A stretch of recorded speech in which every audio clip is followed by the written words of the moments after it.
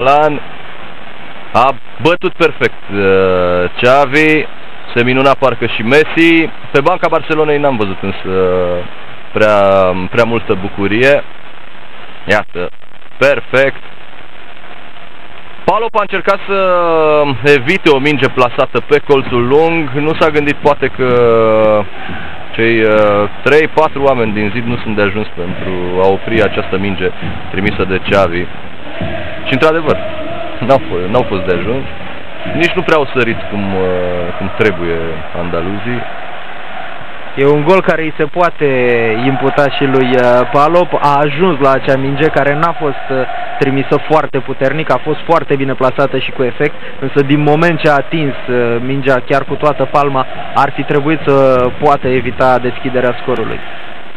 Nu mai are reacțiile din tinerețe. Se văd cei 38 de ani la Anders Palop. Și de acum încolo poate vom avea o altă desfășurare a acestei partide, pentru că Sevilla chiar nu are nimic